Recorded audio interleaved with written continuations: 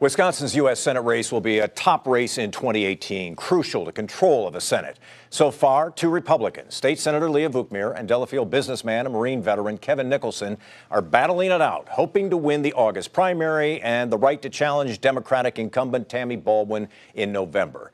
Today, we welcome Kevin Nicholson back to Up Front. Mr. Nicholson, good to have you back on the program. Thanks, Mike. Thanks for having me. So I got to begin with a story that happened earlier this week, and this is a story of how your parents have maxed out in donations to your potential opponent, Tammy Baldwin, the Democrat. Help the viewers understand how that happens. Sure. Well, you know, I've said this a few times over the past week, as you can imagine, but my worldview is formed by my experience. I was not born a conservative. I chose to join the Marine Corps in the middle of two wars. I had a lot of illusions stripped away. I mean, I had been a Democrat in my youth. You and I have talked about this before. But my experience of war had a lot to do with making me a conservative. It showed me that there's bad guys out there that are looking to do harm, and you have to deal with the problem of them as they are, not the way you might wish they might be. And that's the worldview of Barack Obama and Tammy Baldwin that has brought us so many problems internationally. You know, I've worked in business for the last 6+ years. I've dealt with companies and their problems, and I've had to be pragmatic and practical. To me, that's conservatism. I'm pro-life. I've come to that decision, and I've come to that worldview through my experience as a husband and as a father, and also through seeing innocent life thrown away in combat. I've decided, and I've become a Christian. That was a choice that I made, not because anyone ever told me to be that way, but because I made that choice. And my wife and I have formed the family we have together, and we've come to the worldview we have through our experiences. Not everybody shares that, and that's okay. Your parents object to your politics? Is that what we're talking about? Or the change in you? What is it? You know, I'm not going to answer for them. I'm just going to say this. I'm a conservative for all the reasons I just talked about. And people... And they are not. Clearly. They are not, right? And they are not. And so my worldview is going to help define my views as a U.S. Senator. Anybody that's going to support me or vote for me should understand that I'm going to be looking out for the long-term well-being of this republic. Does I it don't think hurt? anybody I would. mean, as the son, I mean... Well, you know, look, you got to remember, I've had people try and kill me before in combat on multiple occasions.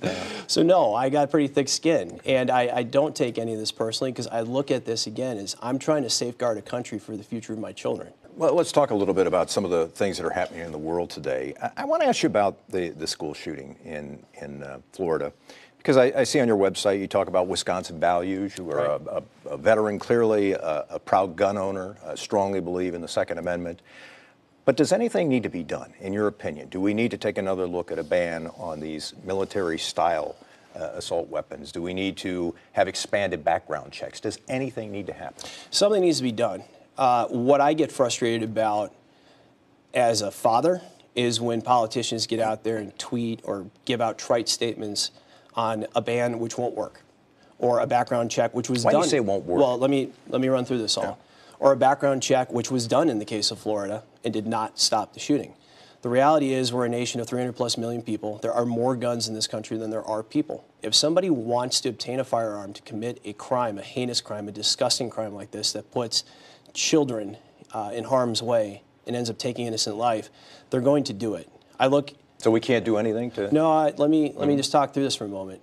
I look deeper and start with the fact that all the institutions that kept people that were mentally unstable and in a position to do this kind of harm and wreak this kind of havoc and take this kind of innocent life have receded in our society. I'm talking about the family, the church, the civic institutions. All these institutions that would have kept somebody like this close and watched them and made sure that they weren't in a position to harm people have receded. That's a real problem. I don't have a quick policy answer for you on that, but let's talk a bit deeper. What could you do? Look at Florida. The FBI was involved to some degree, and I don't know any more than you do, other than that it was flagged for them, and they at least started some type of investigation. That had begun. The individual ran through a background check. People in his life knew that he had problems and presented a threat. What I could see happening and actually making a difference here is some type of combined federal and state task force set up on mass shootings, in which information is funneled into it. And this is standard that we do in the military when it comes to dealing with the people that we have to fight in combat. You have to actually collate information together to flag these things. Because I can see right now, if these multiple pieces of information have came into a uniform center and had been actually put together, this individual probably would have been stopped earlier. Now, that is not the answer that those in the far left want to hear. But that's an answer that could actually work to mitigate the threat. And that's the whole goal here. I want all of our children safer. I don't just want to throw a talking point at you that doesn't solve the problem. Let's talk a little bit about the budget and where we are. On your website, you also talk about the fact that the debt and the deficits we've seen are immoral. Right. So the president has proposed a budget that would create an era of trillion-dollar deficits year after year for about the next 10 years. As a fiscal conservative, could you support something like that? Well, first, I don't believe it. That's coming from the CBO, am I correct? I believe so. Most likely, right? Yeah. So the CBO does not do dynamic scoring, as you know. So they don't account actually for whatever economic growth might happen. The charts on this are very clear. If you have to be outsizing your debt in terms of the growth of your economy. If your economy is bigger than your debt, you're probably in halfway decent shape. If you're not, then you got real problems. And I just want to say this about the debt. We say we're $20 trillion in debt. We're not. We're a lot more than $20 trillion in debt. If you properly size the Medicare, the Medicaid, the state public pension obligations that exist in places like Illinois and California, blue states that have run amok with their obligations, we are tens of trillions of dollars more than 20 in debt. That's the real issue.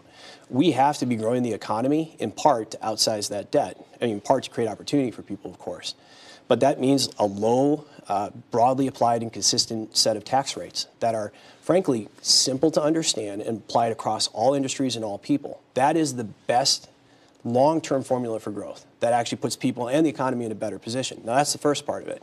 The second part is if you really want to deal with the problems, deal with the long-term spend. It's not, we don't have a revenue collection problem. We have a long-term debt obligation problem. Again, I'm talking about Social Security, Medicare, Medicaid.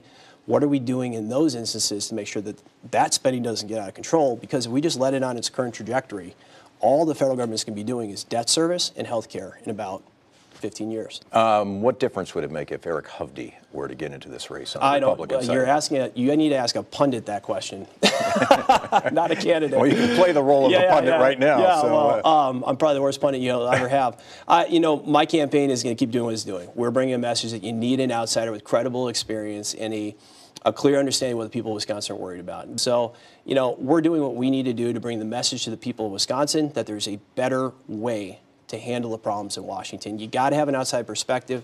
You should have served in a way that people can understand and appreciate. That's the reason we're exciting people across the state, and that's the reason that we're going to win this race and beat Tammy Baldwin. Kevin Nicholson is one of the Republicans running for the U.S. Senate. We appreciate your time. Thanks for being back on the program. Thank you, Mike. Thanks for having me. Our editorial partner, WisPolitics.com, is tracking the fundraising reported by candidates running for statewide office. You'll find that coverage on the election blog of WisPolitics.com.